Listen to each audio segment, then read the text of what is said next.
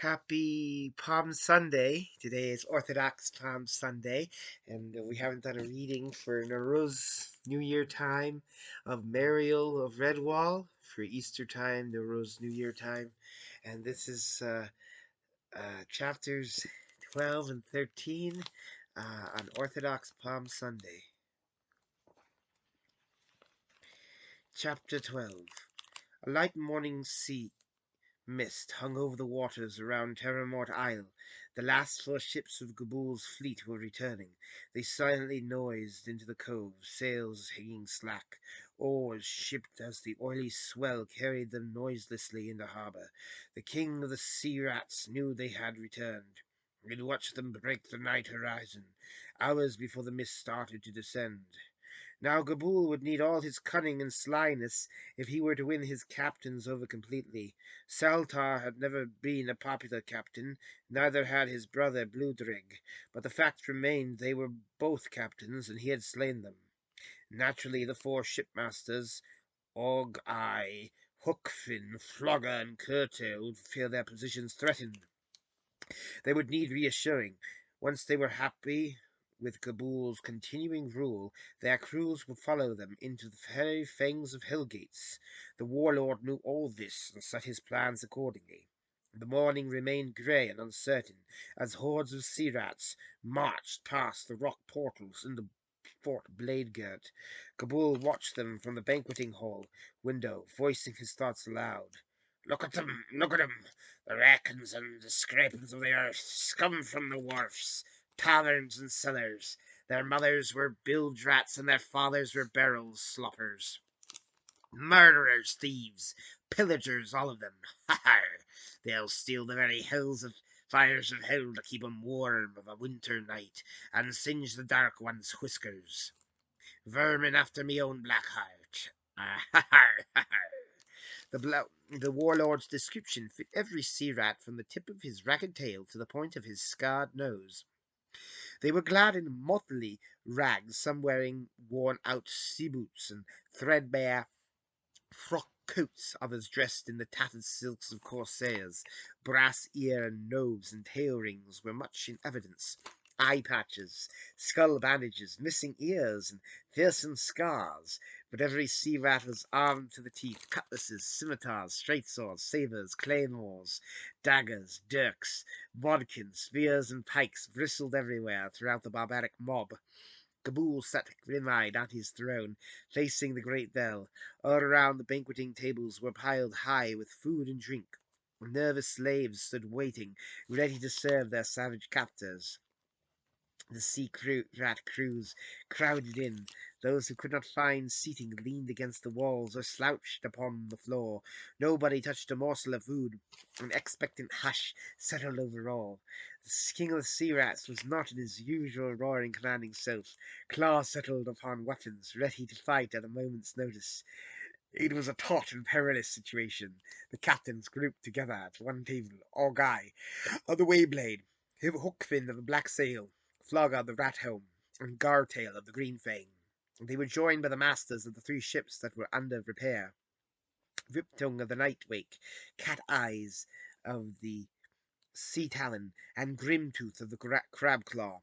Against these 7 Gabul was facing mighty odds. Their cold, quick eyes watched him mistrustingly. Even Gartail, who now had his own ship and felt equal to other captains. The threat of distant death hung heavy in the air. Gabul's heavy sigh broke the stillness. He stood up, slowly drawing his curved sword. He dropped it. The bright blade clattered on the floor in front of him as he pointed to the nearest rat. You there, matey! You've got the look of a poor old sea rat who don't have 2 crusts to rub together. What's your name, shipmate? Weltskin, sire, the ragged sea rat said in a puzzled voice. Gabul nodded. You pick up that fine blade, Weltskin. My sword belongs to you now. Go on, take it, matey. The sea rat Weltskin picked up the sword, his eyes shining. No common crew rat had ever owned such a weapon. Gabul faced the assembly. Throwing his arms wide, he appealed to them. Arr, shipmates, what's it all come to? Treachery? Deceit and lies, aye. That's the sad fact, mateys. A captain who scored me, Ludwig and his brother Salt are out for revenge, who tried to slay me when I was unarmed in me own home. Gobble shook his head sadly. Ahar! Bad weather and black days, lads. Though I knew all the time those two sea robbers were plotting against me, still in all I offered 'em welcome and victuals in Fort Bladegirt. Their crews too. Why, some of you was there and ate the same food and drink the same drink and saw it all happen. Base traitors they were, messmates. I'd heard them whispering together. They wanted it all, my island and your ships. You captains there, rahar! I wish you'd been here to see it. You would have sided with old Gabool.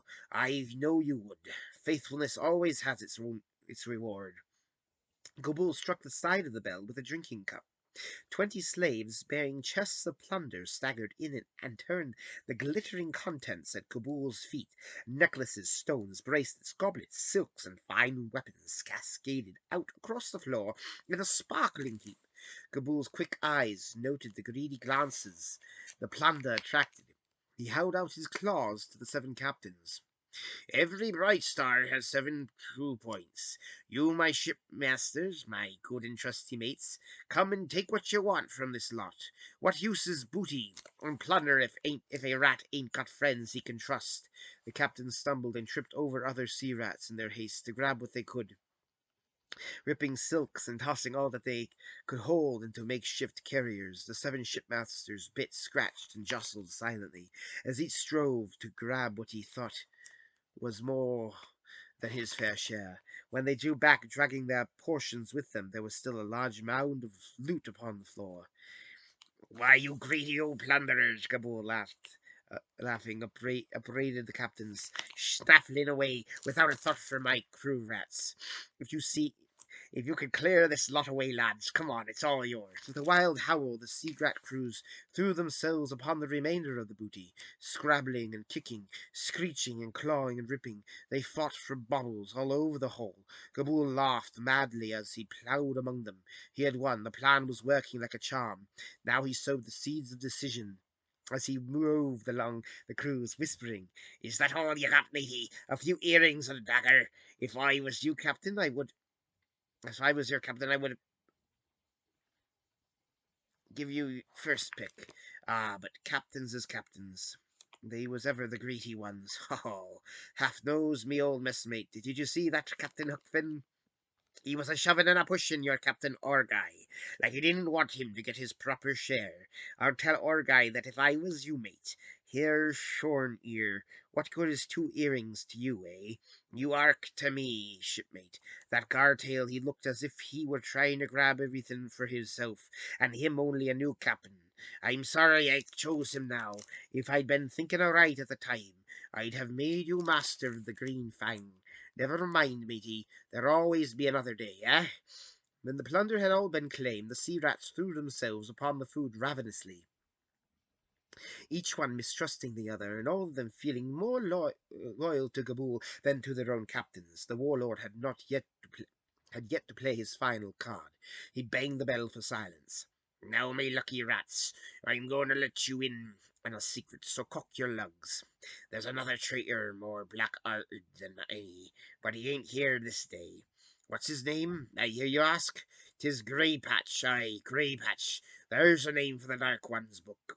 We sailed fair seas and foul together since we were both little slob rats, and now the foul blackguard has robbed the best craft in the fleet for himself. Aye, the Dark Queen sailed our ship. Grey Patch crewed her and sailed off in the Dark Queen behind me, and I trusted him like a brother. But here's the worst of it, lads. That ship's carrying 3 times the loot in her hold. On my affidavit it is more plundering you could clap eyes on. And I want Grey Patch's scurvy head. You can do what you will with the booty. First one in to get it all is as long as you bring me back the Dark Queen with Grey Patch's head nailed to the bowsprit. Now, how's that for an offer, you hell scraper? You hell scrapings.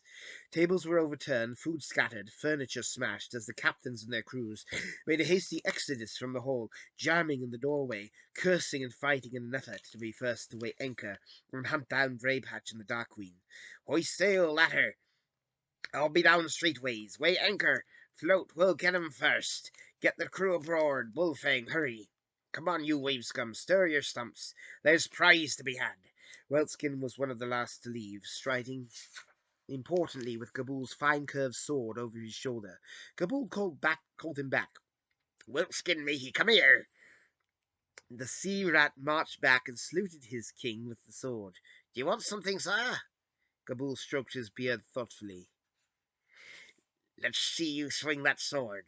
Weltskin swung the sword several times. Gabool looked worried. No, matey, no. There's no way to. That's no way to twirl a blade. Here, let me show you how to use that sword. Weltskin gave the sword to Gabool. He watched fascinated as the warlord wove patterns in the air with a glittering weapon. Weltskin's fascination suddenly turned to agonized shock as Gabool snicked the tip from his ear with the sword. Smiling wickedly, Gabool flashed the blade a little closer to Weltskin's throat. That's how we do it, matey. Now do what you want to lay about while I does another little trick with your neck. Or do you want to board ship and leave this air carver with old Gabool? A second later, the Sea Rat King was listening to the bad patter of Wetskin's paws as he dashed headlong for the harbour and the safety of the open sea. Thrusting his regained weapon into his waist sash, Gabool threw back his head and roared with laughter. Redwall is gathered. Redwall is gathered in the open doorway of the infirmary sick bay, anxiously peeping in at the still figure of Storm laid upon a truckle bed. Saxtus gnawed at his lip. It must have been something I said in that poem. Oh, I wish I hadn't recited the blinking thing now. In fact, I wish I'd never seen it. Dandin patted his friend reassuringly. Don't be silly. You want to know that the poem would have that effect upon her. It's not your fault, though I must say, Storm is the last creature you'd expect to fall in a faint like that. I've never met a rougher, tougher mousemaid in my life. Simeon turned from a corner bed where he was concocting something from a strange-looking herbs and roots. Rough and tough she is, indeed. I think Storm has been through things that would have killed a lesser creature. She has a tremendous spirit. The abbot agreed. She has indeed, though I don't think her real name is Storm Gulwack. I wonder who she really is. Simeon looked back to his ball and pestle. That's what we have to find out if we can. Are you ready, Sister Sage? Sage went to the door. Mother Melis, a bitten brother, you better come in and watch Suxtus and London. You can come in also, and you too, Tarquin. But you'll have to be very quiet. Now the rest of you, please go to bed. It's only 2 hours until dawn. There are visitors' beds set up in Cavern Hole for the Woodlanders. Storm lay very still. Sister Sage placed a fresh damp cloth across her brow, nothing the deep scar which ran across her skull. Sage lifted Storm's head slightly as Simeon administered a small dose of the mixture from a beaker. The mousemaid licked her lips, made a small noise of satisfaction, then settled back as if in a calm sleep. Simeon took a seat near Storm's head and spoke gently into her ear. You are... You are with You are with friends, little one. Good friends. I want to tell us what has happened to you. Go back to the beginning. Tell us all. Can you hear me? Do you understand what I'm saying? Storm's eyelids flickered. She sighed, then began talking as if she were telling a story to a friend. At his table in the corner, Brother Hubert wrote swiftly with a quill and parchment, recording the strange tale. The mousemaid called Storm Gullwacker. Her story, written down by Hubert, brother recorder of Redwall Abbey. After moving about restlessly for a short time, the mousemaids appeared calm and spoke quite clearly. We are half a season out from the deep coasts in the far south, my dear Joseph and I. The ship we were sailing in is called Periwinkle. It is crewed by shrews. They are a bit scared because they have never sailed upon blue waters before, but Captain Ash is bold and adventurous. He says the only way we can get the Great Bell to Salamanderstron is by sea. I have never sailed the deep waters before, nor has my father. Every day we see new wonders, great fish, huge seabirds, and wonderful sunsets. The Great Bell is tied on deck. My father and I sit to watch the sun's dying rays reflected in its shining metal. I can see the pride in his voice as he speaks to me. Mariel, he says, Surely this is a bell fit for Ronstripe, Ronblade, Widestripe, the great Bodger Lord. See how the sun sinks in the west, turns it to a fiery colour? That is copper, brass, and gold. Mariel, the silver I put in it to make its voice sweet. My father is strong and very wise, and he is the cleverest bell maker in the world. When I tell him this, he laughs and says, "No, no, the nicest thing I ever made was your name, Mariel. It sounds like a bell ringing, clear across meadows on a soft spring morn. Can't you hear it, Mariel? Mariel, Mariel." Now we have to stop hogging the coast and put out to sea because of the reefs and shore. All around me is nothing but waves and water. It is a bit frightening at times when the big billows ride high with the wind. The crew are not very happy now. They've lost sight of land. My father says everything is shipshape. He learned that from Captain Ash. I like the captain, but I'm sure he would deliver us safely to the mountain of the Badger Lord. Something is wrong. A great black ship with red sails has been following us since dawn. I heard Captain Ash whisper to my father the word sea rats. My father has taken me below to a cabin.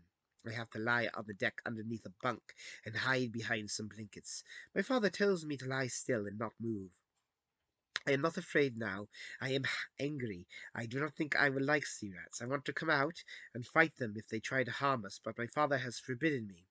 Crashing above on deck, screams and yelling, paws pounding everywhere, harsh voices shouting bad things, clashing of metal, splintering of wood, moaning, horrible cries. I must get out of this place to help against the sea rats. Silence now, just some cries of injured creatures and the creak of ropes. I'm trying to lie still, but I tremble and shake with rage. Why am I lying here doing nothing? Pa steps banging. The cabin door crashes open. As I peep in between the blankets, I can see three big rats fighting over some wine on the cabin table. One called Gripper snatches the wine flask, but the biggest one called Saltar kicks him hard and grabs the wine. Gripper falls to the floor. As the ship heaves, he rolls under the bunk and bumps into me. I yell. He rips the blankets off and says, "Hell's eyes! Look what I found a pretty mouse made." He tries to grab me, but I bite him, kicking him hard in the neck.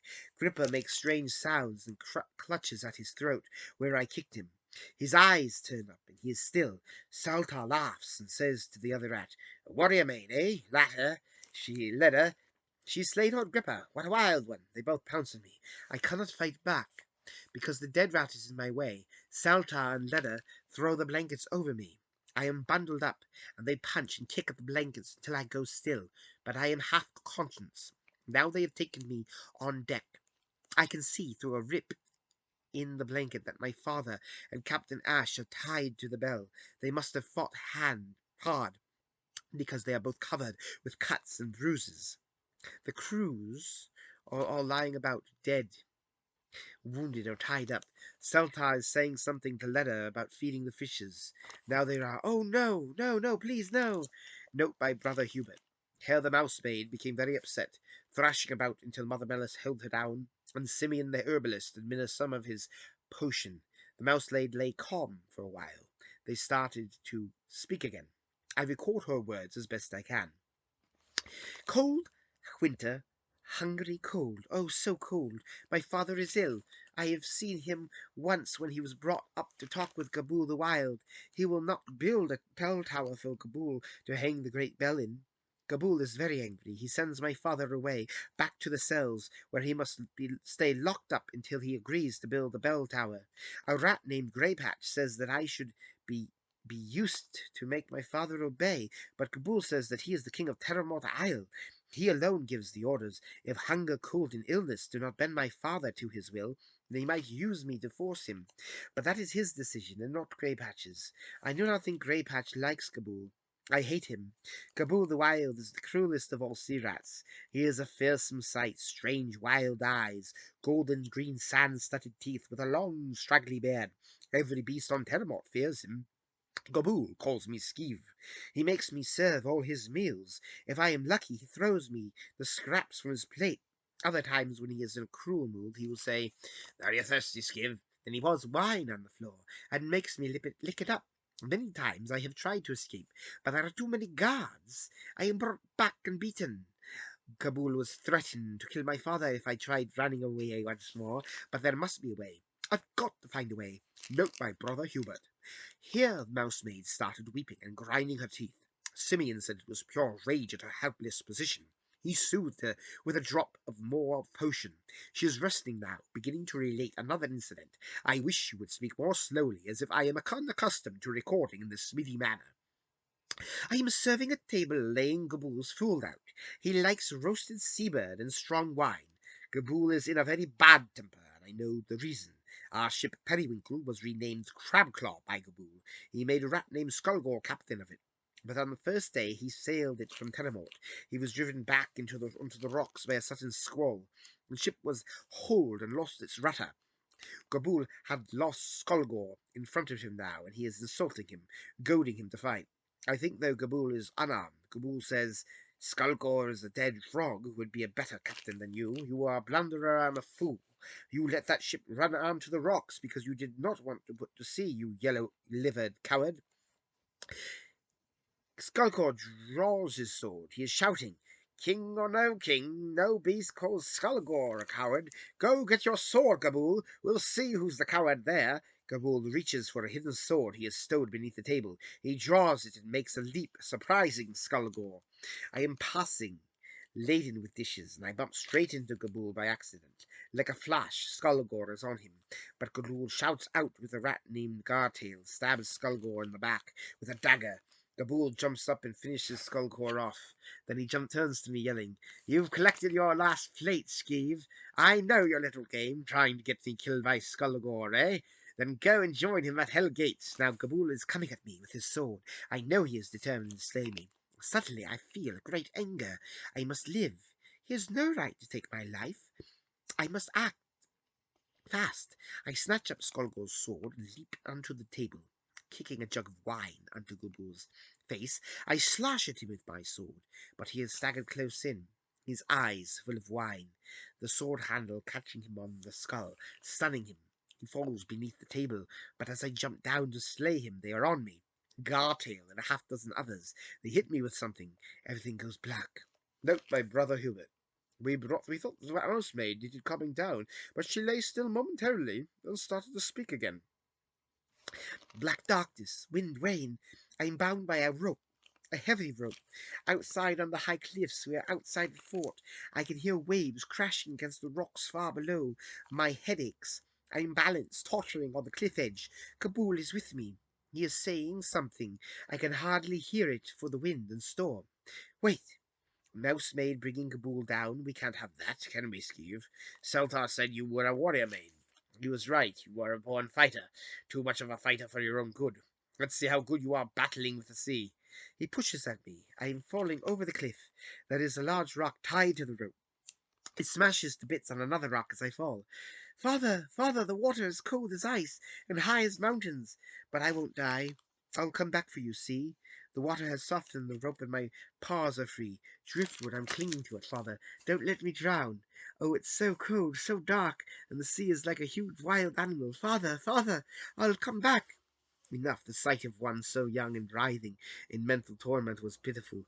Mother Melis could stand it no longer. Sweeping the mousemaid up in her paws, she carried her off, calling back to those in the sick bay room. This little one has had enough for me too. I can't listen to any more. I can't listen to any more to the sufferings of a poor child. We will sleep out in the orchard, beneath the trees, where it is cool and shadowed from the dawn.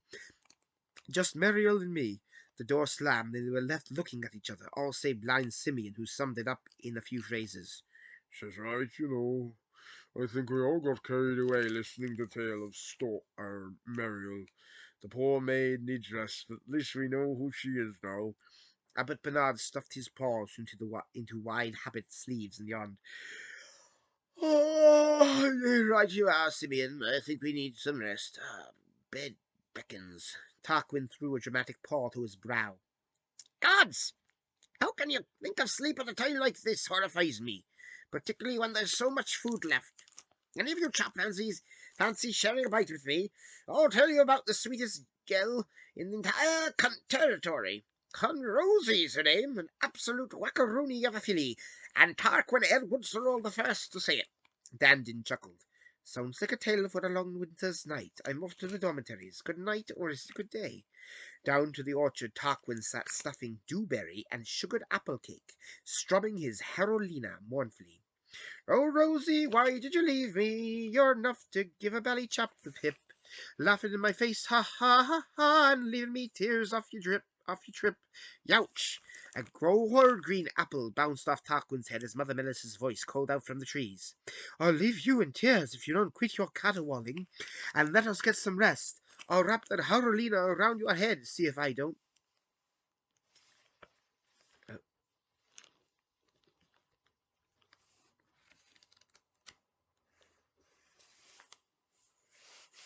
Chapter 13.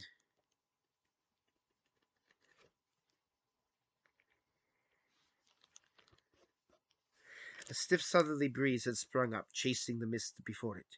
The Dark Queen, under full sail, dipped her head as she cut the night sea. Bow waves scuttered spray to fleck her wake. Ragged clouds swirled overhead with no moon to light them on their way. Timbers creaked and robes hummed as the burgeoning canvas pulled the sleek craft across the main. Grey Patch knew it was dangerous to sail the Dark Queen in any northerly direction, but northeast was better than northwest, and it was a bit more familiar with the coastline in the northeast. It was still some time until dawn. Keep her head into the shore, Fishgill, Grey Patch called to his steers rat. Dead gleam sounds the water for reefs as you go. Frink, stay up that topmast and keep your eyes peeled north and westward. Any sign of a sail give me a shout. I'm going below to look at the charts. Stay on duty now. Any beast I catch napping will be dead afore he wakes up.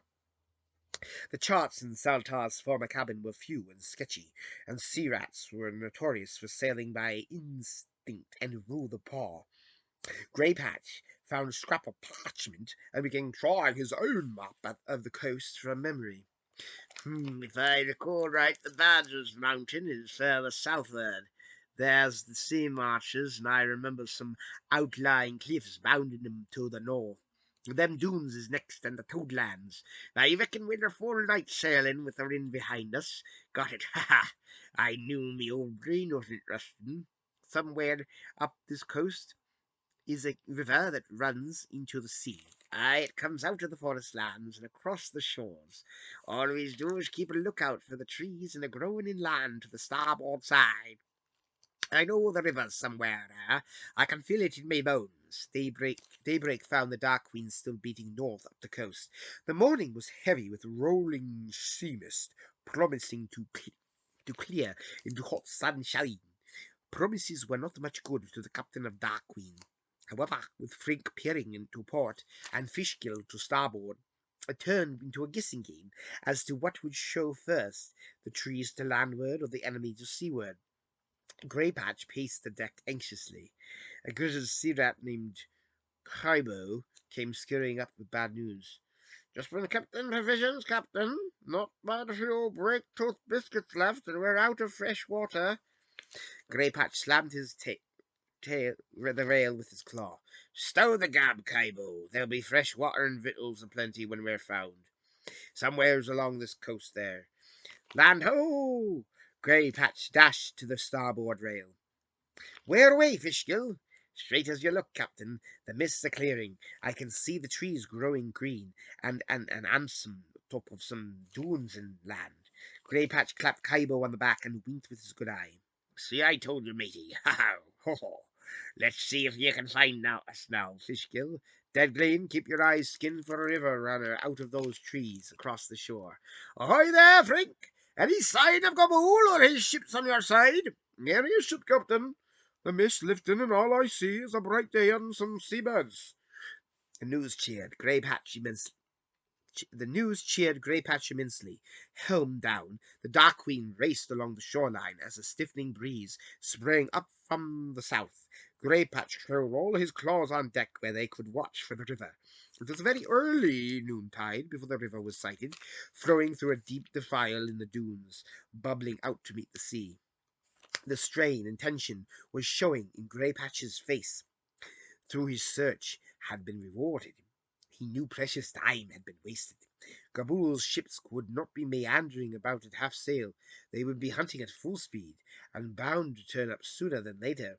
Moreover, conditions for navigating the river were not favourable. It was ebb tide. Greypatch would have liked to approach the river at high water, sailing his ship straight into the forest. He cursed aloud, knowing the decision he was making would leave them totally vulnerable to attack. Dropping anchor, bound to the river, he addressed the Dark Queen's crew. Up to me, lads. There'll be no flood until late tonight. So here's the plan. We're going to haul the ship through the river, which runs across the shore and onto the forest lands. Once we're among the trees, we're safe. No one will find us up there. It is a snug berth, lots of fresh water, fruits and good meat to be had. Trust old Greypatch, me lucky buckos. Ha! Tell that to the frogs, Greypatch. We'll never drag Dark Queen all the way that long shore. Any rat with half an eye can see the river's too shallow. Greypatch's good eye glared down at the objector. A bully, burly sea rat. Stir that kind of talk, big thing. Either we hurl her up into the trees, or we sit here like ducks at a wetting, waiting for the tide tonight and get ourselves caught by Gabool's ships. Now, which is it? Big Fang and the Sea Rat crew grumbled and muttered, but there was no real objection to Greypatch's plan, which they knew was their only hope. The master of the Dark Queen rapped out his orders. So be it. Every beast aboard the ship, I mean every one of you, and whatever slaves are in the galleys, I want you on the shore. Split into two groups either side of that river, and pulling on the ropes. Kaibo, Frank, get the anchor rope to port. Another one as thick as starboard. Now, when I say pull, I want you to put your backs into it, buckos. Hear me? Right, on shore. Standing waist deep in the shallow river, Greypatch eyed the line of crew and oar slaves either side of the banks. He raised his sword, bringing it down with a splash into the water as he yelled, "Pull, pull, bend your backs and curse your mothers! Pull, I say!" Grinding and sweating, the crew heaved on the taut ropes across their shoulders, digging their claws into the sand for purchase. "Pull, you horrible sea scum! Pull! You couldn't drag a worm out of your bed between the lot of you! Pull!" The rocks creaked and groaned as Dark Queen began to move forward. Fraction by agonizing fraction, Greypatch waited from the water and took a place at the head of the port rope. "Ho, ho, ho, ho, ho, ho! She's moving me, lazy lads! Pull, pull, as if you're pulling buckets or dark wine from the barrel! Pull!" Dark Queen had moved twice her own considerable length when the river shallowed out drastically, and she buried her nose in the sandbank. Big Fang threw down the rope, followed by many others. He waded into the river and began drinking the fresh running water. Greypatch drew his sword in high temper and began bellowing hoarsely. "Get out of there, you worthless idlers! Get back to your ropes, you fraud-hearted, black-biting, jelly-clawed slackers! Or I'll carve your hide from your bones, or strangle every jack-rat of you, or—" Across the open sea just beyond the tide line, Gartail's ship Greenfang was bearing down on them under full sail. Mariel. Your name is Mariel, daughter of Joseph the Bellmaker. The mousemaid hurled her gull-whacker in from the infirmary window where it had hung to dry. She swung it experimentally, nodding with satisfaction at the clean-knotted hem. "I know my name, Dandin, and I know my father's name. I can remember everything now. Stand aside." Dandin and Saxtus followed her down the stairs, across the great hall into the abbey kitchens. Mariel picked up an empty flour sack and shook it out. She started packing it with any food to paw. Saxtus nibbled his paw agitatedly. "What are you doing, Mariel?" The mousemaid continued filling the sack. "Packing rations, Saxtus." Friar Alder and his young assistant Cocklebur came bustling up. "Hi there, missy. What do you think you're up to?" Mariel tested the weight of the sack and threw it across her shoulder. "Borrowing some supplies, Friar. Don't worry, I'll repay them." Friar Alder held out a restraining paw. "Now hold on a moment, please." Mariel grasped Golwaka slightly. "Stay out of my way, Friar, please. You have been very kind to me at Redwall, and I would hate to harm any abbey creature, but there is something I have to do. No beast will stop me." Cocklebell hopped up and down, stumbling on his apron. Walloping Winters, Friar, get out of the way! I've seen her use that Gallywhacker thing! Dandin jumped between the friar and Mariel. Violence is no answer, Mariel. We are creatures of peace. It is wrong to offer harm to a Redwaller. The mouse maid shook her head. Don't you understand, Dandin? I don't wish to harm any creature in this abbey. But I have scores to settle with my enemies. Look, just let me go and leave me alone, will you? Oh, and what do you plan to do then, Storm Gullwhacker? Mariel turns. And what do you plan to do then, Scum Gullwhacker? Mariel turns. Standing in front of the great oven was Mother Melis, accompanied by the abbot, Simeon, and Tarquin. My name's not Storm Gullwhacker, it's Mariel, she said defiantly. Blind Simeon tapped his way forward until he touched his sleeve. Then stop acting like Mariel, not behaving like old Storm Gullwhacker. We are trying to help you, child. Mariel looked at the floor. Don't need any help. Not true, Meliel. There was a touch of firmness in Melis's voice as she interrupted. Every creature needs help. How do you suppose we live here in harmony together? By helping each other. This abbey was not built by one creature. It needed cooperation and help. Tell me, where do you think you're going with a knotted rope and a borrowed habit, carrying a sack of stolen food? Suddenly Mariel felt helpless in the face of all this peaceful opposition. The sack slipped from her paw as she brushed away a threatening teardrop. Tarquin saved the situation by throwing a rangy paw about her shoulder. Come on, old girl, chin up and never say boo or go swat. Tell you what we'll do. Let's tootle over to that dusty old gatehouse place and hold a council of war. Get the stew sorted from the dumplings, eh? Abbot Hubert slipped Mariel a clean kerchief and stood in front of her as she scrubbed at her eyes. Splendid splendid idea, Tarquin.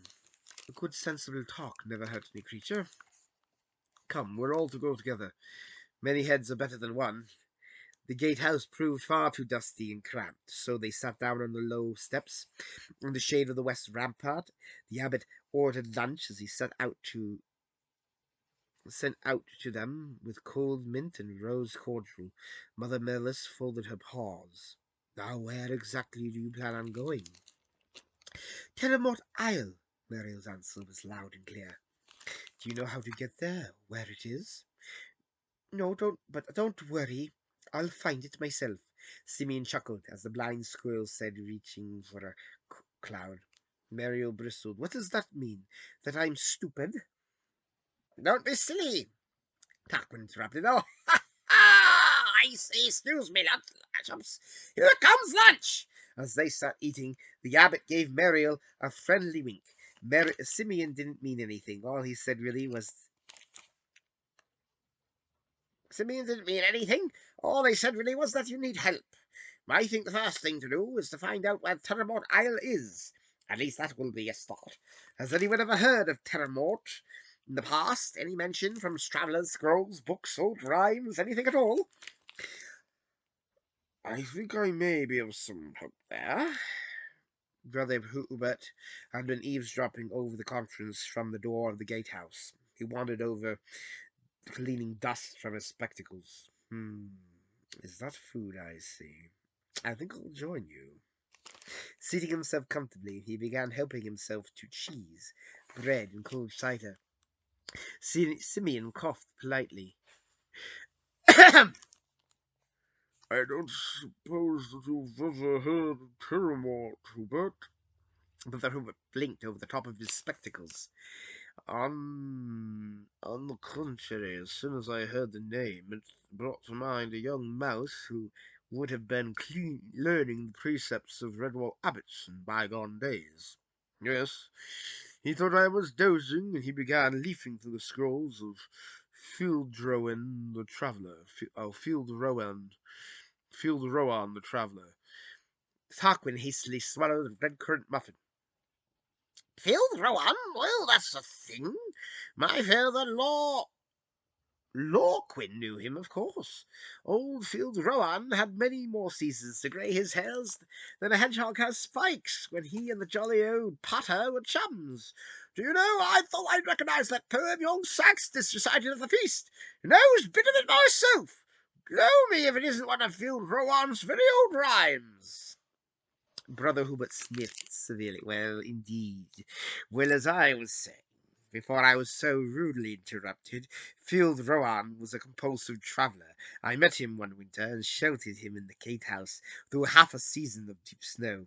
He left some of his scrolls with me because they were becoming too bulky to carry about on his journeys. This time it was Dandin's turn to interrupt. Where are they, Brother Hubert? Do you know them? Patience, young mouse. Patience, I'll have to search them out. Unfortunately, my gatehouse has become a little untidy of late. Leaving the meal half finished, everybody hurried to the gatehouse, intent on being the first to discover the scrolls. Brother Hubert scurried about in alarm. Don't touch anything. You don't know my storage system. Many of you valuable writings could be lost. My collating disturbed. You, you old fraud, Hubert, Simeon chuckled. Your system is nothing but layers of dust. How can I feel that at a single touch? Don't, don't worry, friend. By the time we're finished, we'll free the gatehouse of rubbish and dust and provide you with a proper tidy system. I think everything will have to be moved out here in into onto the lawn. It's the only way we'll find anything from that jumble. Mid-afternoon saw the sunlit lawn dotted with piles of manuscripts, books, scrolls, parchments, pamphlets covered in dust. The friends sat by the wall, sipping cold mint and rose cordial. Saxty shook his head for the upteenth time. No, it wasn't any of that lot. I'd know them the moment I saw them. Bag and Run sat on the wall steps, laughing and giggling. What a bunch of dustbags! Brother Hubert tried to ignore them. Yes, I'll try to recognize those scrolls instantly myself. He recognized them himself. They rolled out about on the ramparts, kicking their legs in the air, wiping tears of merriment from their eyes as they went into the fresh gales of laughter. Mariel liked the fun-loving otter twins, but this was neither time nor the place for fun and games. Hi, you two, she called to them. Are you both sitting on a feather, or is it just a mad fit of giggles? Bug and Run were laughing too much to answer. They fell about slapping their paws down against the wall top and shaking their heads from side to side. The laughter was so infectious that Mariel and Saxtus began chuckling, and even Brother Hubert could not suppress a dry smile. Simeon turned his sightless eyes toward the wall top. Now then, you young villains, what's so funny? Let us in on the joke, please. Bit by bit, the story came out from the laughing twins. You're all looking for scrolls, and you're shifted everything out of the gatehouse. Yeah, but when you start carrying all that stuff out, Brother Hubert gave out old scrolls to Simeon to stick under the gatehouse door and keep it open. And I sent the bag. Suppose there's scrolls that everybody's looking for, huh? Simeon turned his face to Brother Hubert, who looked guiltily toward the abbot, who shook his head in disbelief. He was about to say something to Mariel, but the mousemaid was already at the gatehouse door, easing the flattened bundle of scrolls from under it. It's them, all right. It's them, all right. The scrolls of Field Rowan the Traveller. Rubbing dust and sweat from his brow, Dandin nudged Hubert.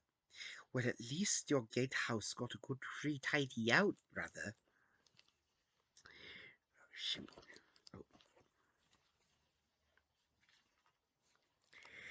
Smiles broke into chuckles, which gave way to open laughter all round. Sister Sage shook a quilt at the infirmary window and began folding it neatly as she reached for her feather duster. Well, it's nice to know that some creatures have to do is sit out at the Abbey lawn in the sunshine and laugh all afternoon, I must say.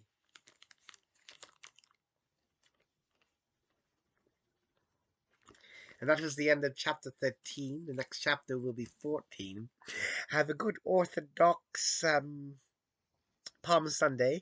Next Sunday will be Easter, Orthodox Easter. Goodbye for now.